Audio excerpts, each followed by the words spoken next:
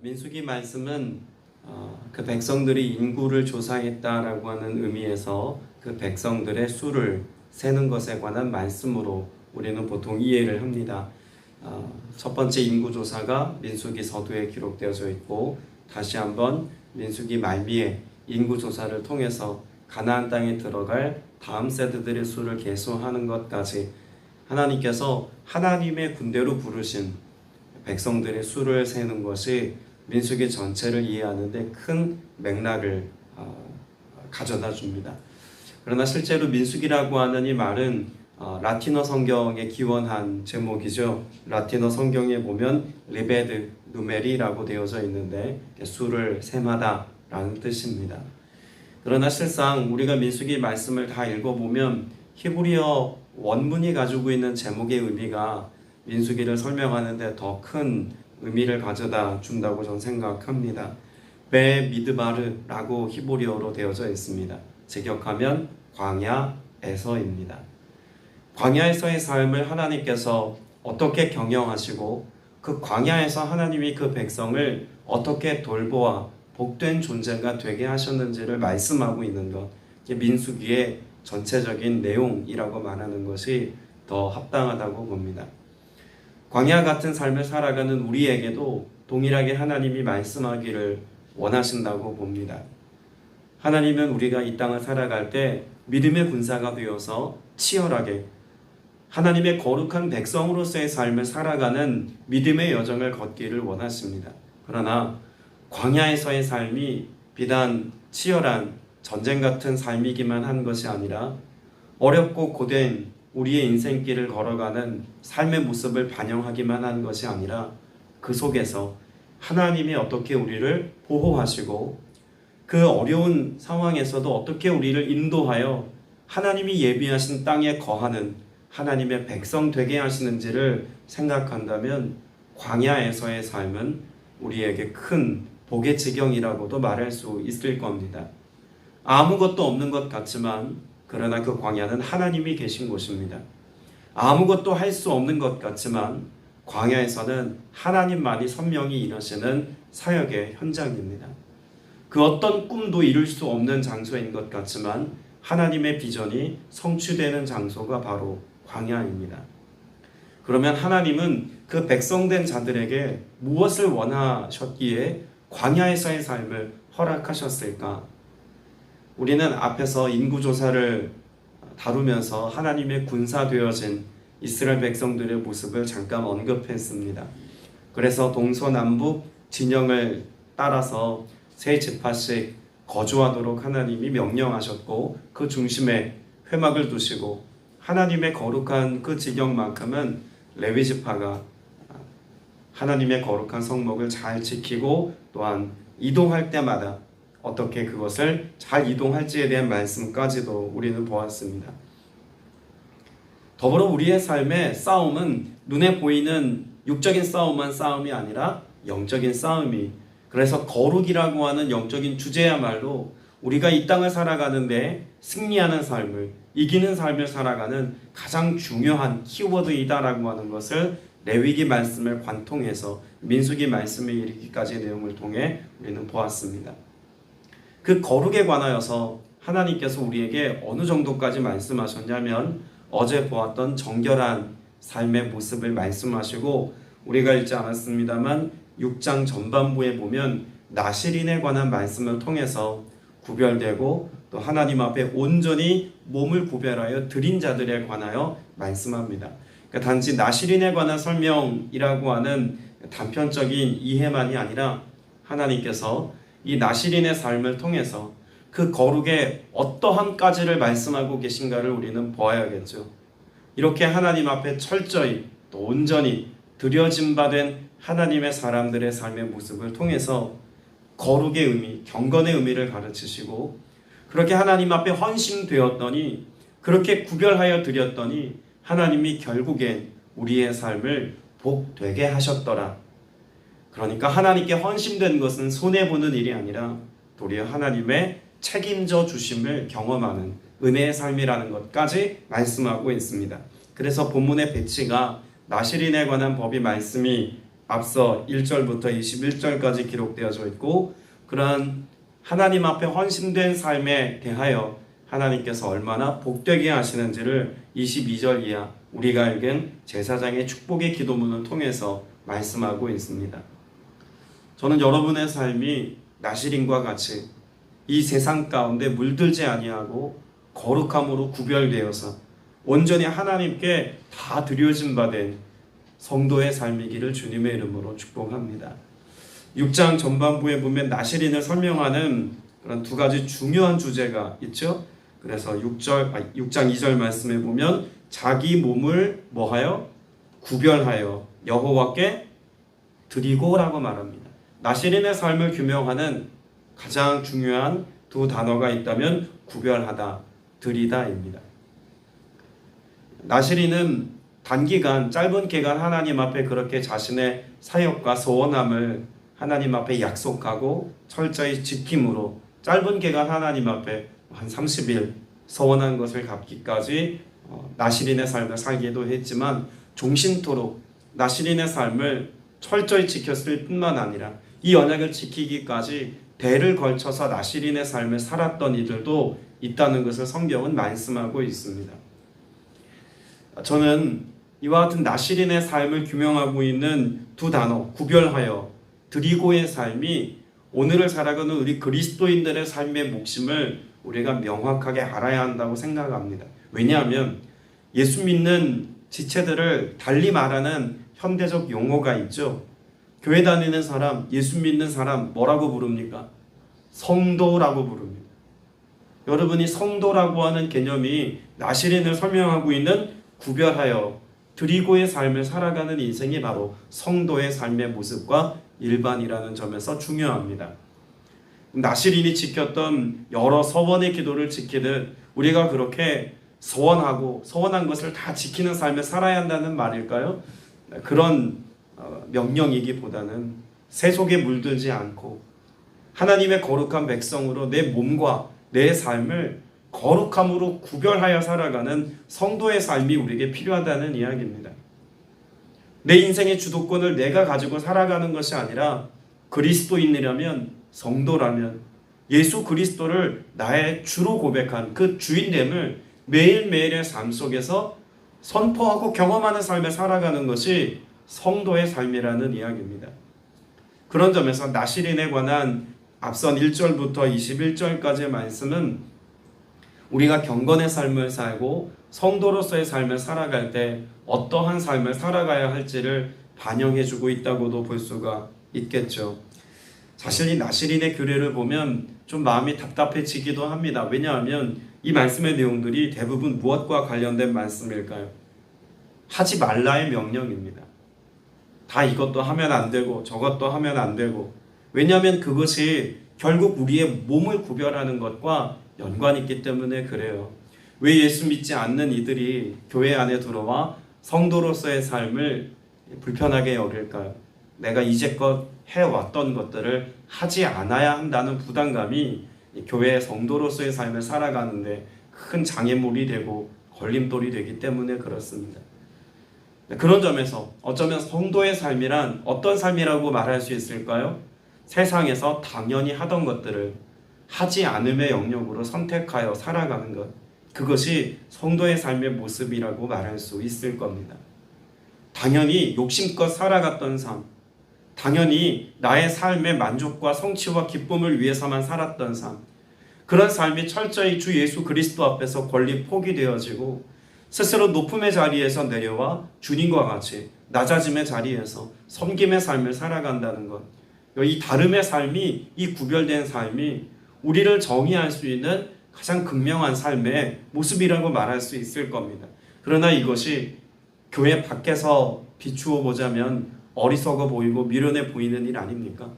근데 그 구별됨이 결국 우리의 삶에 무엇을 향하는 삶이라고 볼 수 있습니까? 하나님이 애초에 우리에게 원하셨던 삶이라는 것입니다. 더불어서 이 나시린의 법을 보면 단지 그렇게 구별하는 것뿐만 아니라 또한 무엇 해야 된다고 말합니까? 하나님 앞에 일정한 또 정해놓은 것을 드리는 삶입니다. 예물을 드리고 또 제물을 드리는 것에 관한 말씀이 있죠. 나시린의 삶이라고 하는 것은 단지 하나님 앞에 내가 일정 기간 세상과 좀 다름의 삶을 지내보는 정도가 아닙니다. 구별되어 살아가는 동시에 그렇게 하나님 앞에 내 것을 권리 포기하고 내 삶의 주권이 하나님의 것임을 인정할 때 하나님의 책임져 주심을 경험하며 살아가는 삶의 훈련이고 그와 같은 헌신이라고 말할 수 있을 겁니다. 성도의 삶이 그래야 한다는 이야기입니다. 하나님이 책임져 주시는 것을 삶 속에서 경험하는 거예요. 내 시간을 주님께 드려 하나님 앞에 헌신했더니 하나님이 내 삶에 내가 감당해야 될 몫을 쉬이 허락하시고 하나님이 내 인생을 경영하시고 도와주셔서 내가 계획해 놓았던 인생의 길보다 빨리 가게 하시고 폭풍 속에서도 순풍을 만난 배와 같이 하나님의 인도하심과 돌봄을 경험하는 것, 그것이 그리스도인의 인생 여정이라고 말할 수 있을 겁니다. 자, 그런데 오늘 주목해 보려고 하는 것은 그렇게 내 삶을 구별하여 드렸더니 하나님이 우리에게 무엇 하기를 말씀하고 계실까요? 22절 이하 말씀해 보면 하나님께서 모세를 통해서 이렇게 하라라고 다시 말씀하십니다. 그 말씀하신 내용이 뭐냐면 23절 같이 한번 다시 읽어봅니다. 시작. 아론과 그의 아들들에게 말하여 이르기를 너희는 이스라엘 자손을 위하여 이렇게 축복하여 이르되. 하나님께서 그 택한 백성이 구별되고 드림의 삶을 살 때 무엇 하기를 원하신다고 말씀하는 걸까요? 축복하기를 원하신다는 것입니다. 하나님 앞에 우리가 믿음의 고백을 가지고 나올 때 축복을 바라는 것은 이상한 일이 아닙니다. 잘못된 일이 아니에요. 하나님은 우리를 축복하기를 원하십니다. 그런데 그 축복의 삶을 우리가 누림으로 살아가려면 반드시 앞선 성도의 삶의 모습과 같이 구별되고 하나님 앞에 철저히 나아드림의 삶이 있어야 하나님의 축복을 누림의 삶이 가능하다는 것을 잊지 말아야겠죠.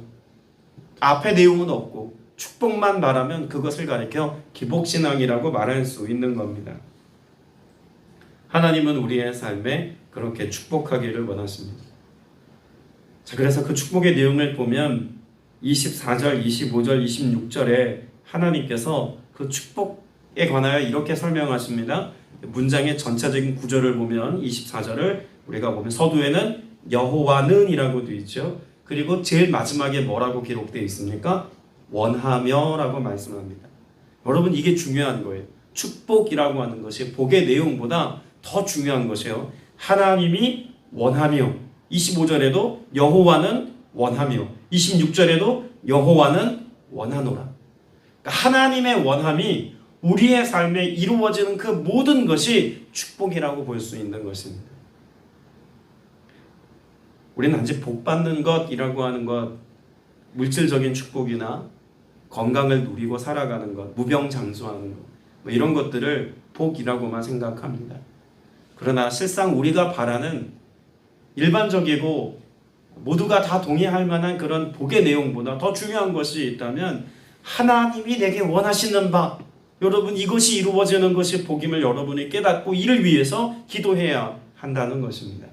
가난해도 건강하지 않아도 내가 꿈꾸었던 삶의 지경에 있지 않아도 하나님이 원하시는 바가 이루어지면 여러분 우리는 이미 복된 삶을 살고 있다고 말해야 옳은 것 아니겠습니까? 내가 원하는 복의 기준과 내가 정해놓은 복의 분량이 채워져야 복이 아니라는 이야기입니다. 하나님이 무엇을 원하시는지 이것을 아는 게 그래서 중요하겠죠. 그런데 하나님의 원하심이 어디에 있느냐입니다. 하나님의 원하심이 다 가난해져도 하나님이 계획하시는 것들만 이루어지면 그걸 복이라고 정의하고 싶으실까요? 그렇지 않죠. 25절에 보면 하나님의 원하심이 무엇이냐면 너를 지키심이다 라고 말씀합니다. 또 25절에 보면 은혜 베푸시는 것이라고 말씀합니다. 그리고 평강 주시기를 이라고 말합니다. 그러면 여러분 생각해 보세요. 지키시고 은혜 베푸시고 평강 주시고, 여러분 이것을 동일한 하나의 개념으로 이해하자면 뭐라고 정의할 수 있을까요? 하나님의 일하심입니다.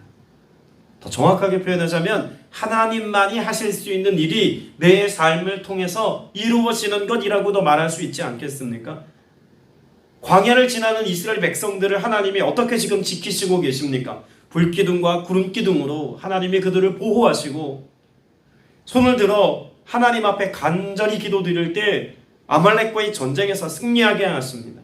그들의 바람을 하나님 앞에 기도했더니 먹을 양식을 주시고 의복이 해하지 않게 하시고 신발이 닳지 않도록 하나님이 그들의 삶의 모든 일상의 세세한 것까지 돌보셨다고 말씀하고 있습니다.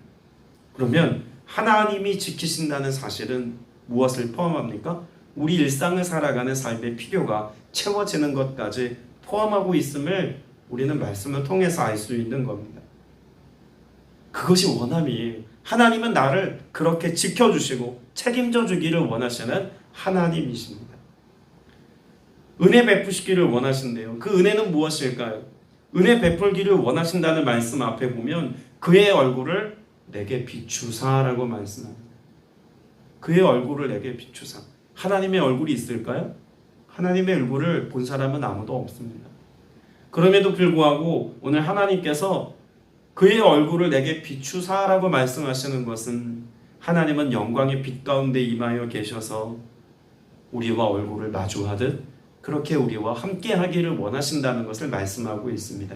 은혜 베푸신다는 것은 다른 말로 정의하자면 함께 하신다라고 말할 수 있는 것이겠죠.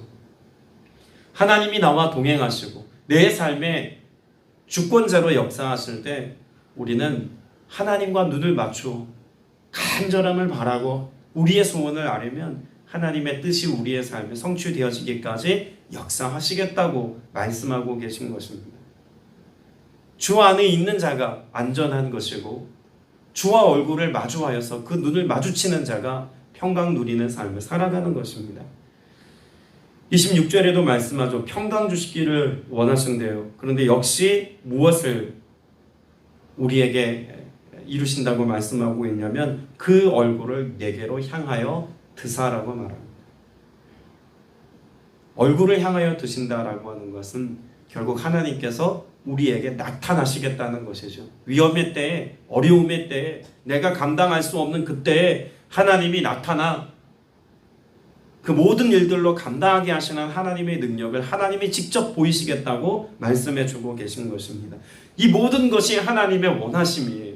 그리고 그 원하심 속에는 하나님이 우리와 가까이 계셔서 하나님을 갈망하며 하나님과 가까이에 있는 자들의 삶을 책임져 주시는 하나님의 돌봄이 포함되어져 있다는 것을 분명히 말씀해 주고 있는 것입니다.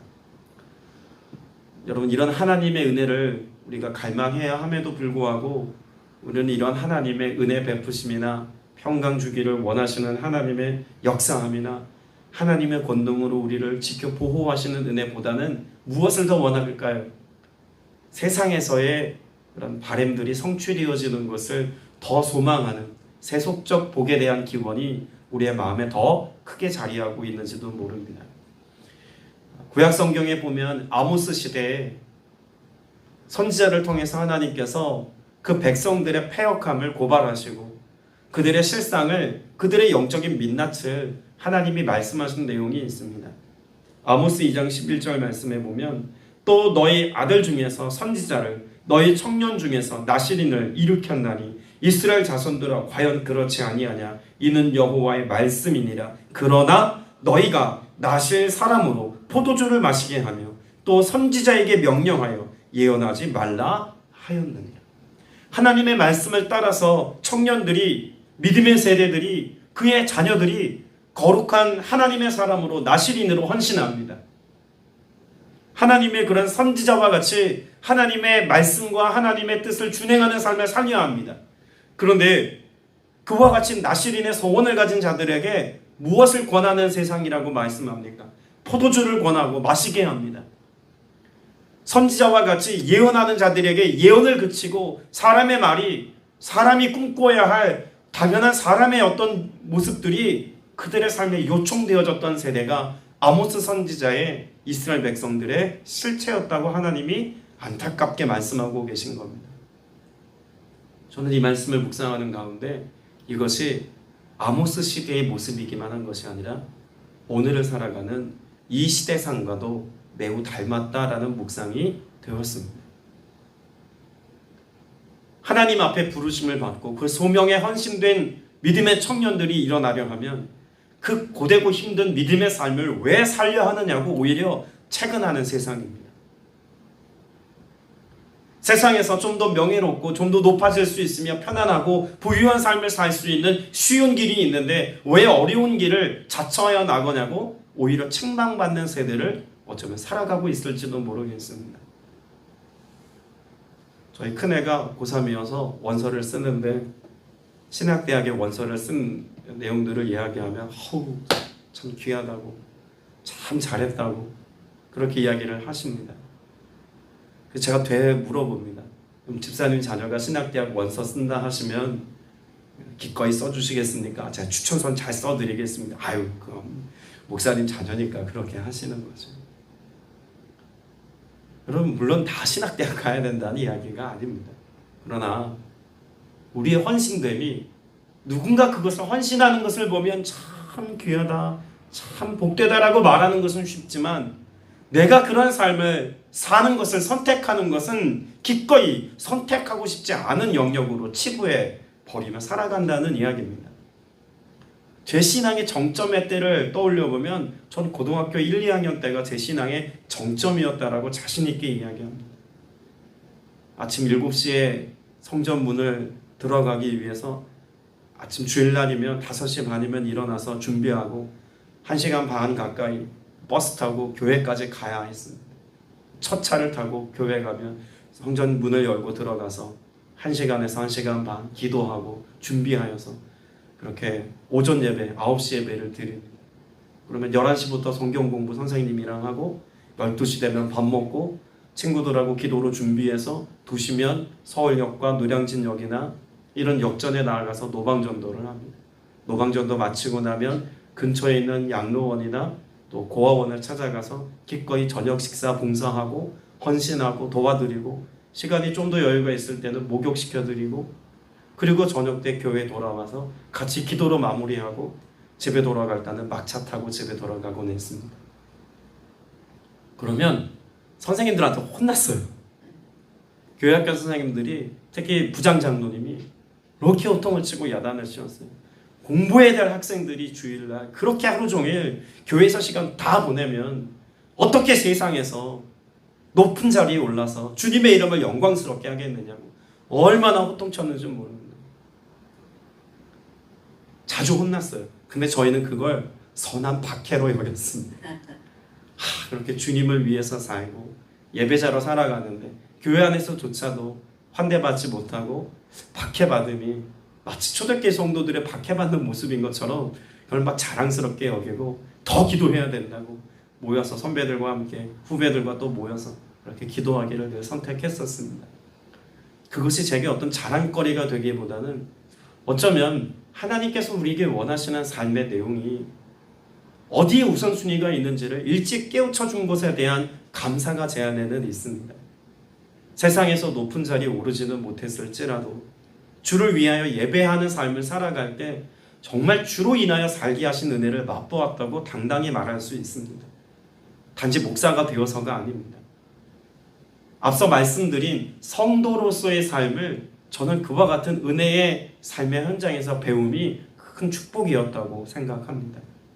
나시린의 삶을 배우는 것, 아니 오늘날 성도의 삶을 배우는 것, 여러분 이것이 학교에서 좀 더 나은 삶을 살기 위하여서 어떤 전문 지식을 배우는 것보다 덜 중요하다고 말해야 맞겠습니까?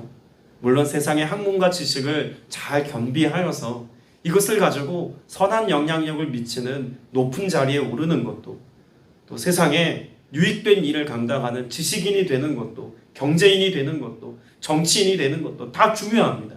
그러나 우리가 가르쳐야 될 가장 중요한 삶의 본질은 하나님의 자녀가 되어 사는 것입니다. 성도가 되어 살아가는 것입니다. 이것을 가르치지 않으면 세상에서 지식을 가지고 성도의 삶을 살지 못합니다. 다시 말하면 하나님의 원하심을 이루는 삶과 무관한 삶을 살 수 있다는 이야기 아니겠습니까? 하나님의 원하심을 이루는 복된 삶을 살려면 성도의 삶이 먼저 우리의 삶에 익숙하게 배어 있어야 할 것입니다. 예수님께서도 어린아이들을 무엇 하셨다고 말씀할까요?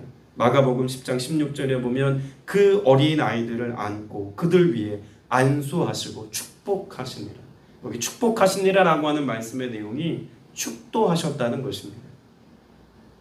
여러분, 우리는 축도의 내용을 지금 보고 있는 겁니다. 우리가 일반적으로 하는 교회에서 대부분 쓰여지는 목사님들의 축도문은 고린도후서 13장 13절의 말씀이죠. 주 예수 그리스도의 은혜와 하나님의 사랑과 성령의 교통하심이 너희 무리와 함께 있을지어다. 이 말씀을 축도의 내용으로 삼습니다. 그러나 그보다 앞서 민수기 6장에서 말씀하고 있는 하나님이 직접 말씀하신 그런 축복의 내용은 하나님의 원하심이 우리의 삶에 성취되어지는 것을 말씀하고 있다는 것을 결코 놓쳐서는 안 되는 것입니다. 오늘 여러분의 삶에 그런 하나님의 축복과 은혜가 오늘도 여러분의 삶에 가득하여서 그 이름의 역사가 여러분의 삶에 합당하게 드러나는 은혜 누리시기를 바랍니다. 말씀을 맺으면서 27절 말씀을 다시 한번 읽어볼 텐데요. 27절 같이 한번 읽어보겠습니다. 시작. 그들은 이같이 내 이름으로 이스라엘 자손에게 축복할지니 내가 그들에게 복을 주리라. 그런 축복이라는 단어가 27절에도 나오고 앞에서도 한 번 더 축복이라는 단어가 나오죠. 23절에. 그런데 앞에 나와 있는 축복이라는 단어와 뒤에 나오는 축복이라는 단어가 좀 다른 단어로 사용되었습니다. 자, 뒤에 나와 있는 이 축복이라고 하는 단어는 히브리어로 숨이라고 합니다. 이 말의 뜻은 무엇이냐면 축복이라고 번역하고 있습니다만 직역하면 그의 이름을 두다입니다. 그의 이름을 두다. 그러면 여기 하나님께서 평강 주시기를 뭐 하신다는 겁니까? 그의 이름 안에 두셨다는 것입니다. 그의 이름이 둔다는 것 무엇을 의미하는 것입니까? 그의 이름과 같이 그의 이름이 우리의 삶에 늘 있어서 그것이 현재 진행형이어서 하나님의 이름이 하나님의 이름답게 우리의 삶에 드러나게 하시겠다는 것을 말씀하고 계신 것 아닙니까? 여러분, 하나님의 이름은 무엇과 연관이 있다고 제가 설명드린 적이 있습니다. 하나님의 이름은 무엇과 연관이 있습니까? 하나님의 일하심입니다.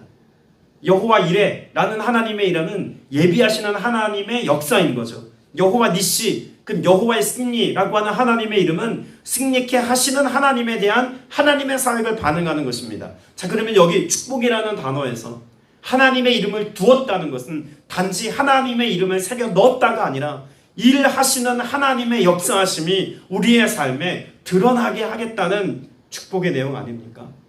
자, 그러면 우리가 정리하면서 축복은 무엇일까요? 나를 통하여 일하시는 하나님을 경험하는 것이라고도 설명할 수 있는 겁니다. 오늘 이 하루도 하나님은 여러분의 삶에 일하기를 원하십니다. 그런 하나님의 일하심을 경험하기까지 앞서 나왔던 나실인의 법과 같이 나를 구별하여 하나님께 드림의 삶을 오늘 헌신하셔서 하나님의 일하심이 모든 삶의 순간에 경험되어지는 은혜 누리시기를 주님의 이름으로 축복합니다. 기도드리겠습니다. 은혜가 풍성하신 아버지 하나님, 나를 통하여 하나님의 원하심이 성취되어지기까지 우리를 불러주신 것 감사드립니다. 그렇게 축복하는 혹은 축복의 통로로 우리를 불러주신 주님의 은혜 있음을 알게 하셨사오니 주여, 내가 주의 은혜 안에서 하나님의 원하심을 성취하는 삶이 되게 하여 주옵소서. 그리고 아론을 통해서 축복하게 하셨던 것처럼 우리들 또한 세상에 하나님의 복을 유통하는 자, 깨끗하고 거룩한 통로가 되어 오늘을 살아가 하나님의 복이 이 땅 가운데 흐르게 하는 삶을 살아가는 믿음의 신실한 종들이 다 되게 하여 주시옵소서. 생명이 또 다른 생명을 낳게 하시는 이 놀라운 사역에 우리가 부름받았음을 알고 하나님의 원하심을 이루는 우리의 삶을 통해서 주님의 영광만, 그 이름의 능력만 나타내 주시옵소서. 주께 감사드리옵고 예수님의 이름으로 기도드렸사옵나이다. 아멘.